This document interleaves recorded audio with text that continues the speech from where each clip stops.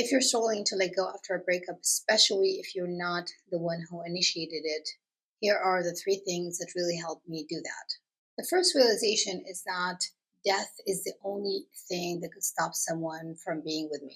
So that means that if he's not with me now, he chooses not to be with me. He does not want to be with me. This realization really helped me to stop buying into his narrative, the excuses, the logic, the reasons he was giving me of why he can't be with me. Because really, in the end of the day, when you think about it, if someone wants to be with you, it doesn't matter. They will do whatever it takes. No circumstances can stop someone from being with you if that's what he really wants. Having that realization constantly in front of my eyes helped me to stop trying to get him back, to stop arguing against what is, and to gradually start accepting that this person is no longer part of my life and that it's my responsibility to create a life that really excites me, empowers me, regardless of whether this person is part of it or not. Number two is that I had to accept that it was over. This means that the best thing I could do for myself is to respect his choice.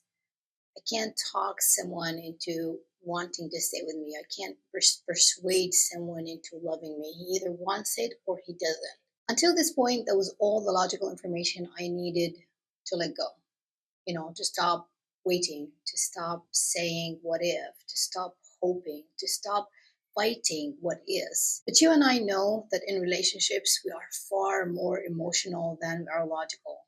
That's where number three comes in. Number three is that I had to have the courage to admit to myself that the real reason I couldn't let him go was because I was more attached to him than I was in love with him. I don't know about you, but for me, I felt that I needed him to fill that emotional void, the emptiness that I felt inside. I needed him because I didn't feel whole enough to be happy on my own. And I held on to him because I was too scared to let all of that go.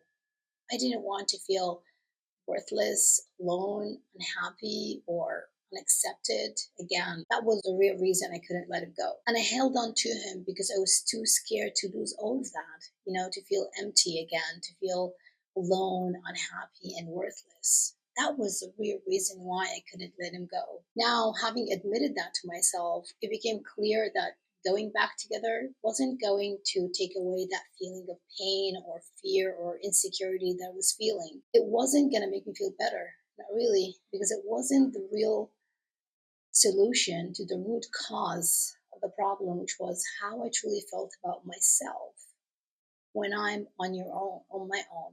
And now it became obvious to me that that was the part I needed to work on to have a great relationship with myself, not to try to hold on to someone who does not want to be with anymore, not to try to hold on to someone who is trying to find excuses and reasons and trying to convince me with his logic of why he cannot be with me anymore. If you're going through a breakup, I want you to know that I have so much compassion for what you're going through. I know how it feels and I know how difficult, painful it can be, but I also want to remind you that you are going to be okay.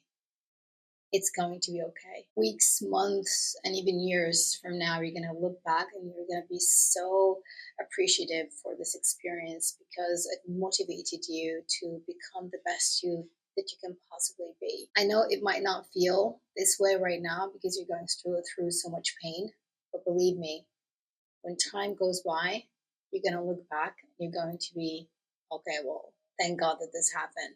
So realize that no, this is not the end. I'm just here to remind you that it's only one chapter in the beautiful book of your life. Also, make sure to subscribe to be able to see my future videos and make sure to watch the next video, my latest one coming up. Have a great one.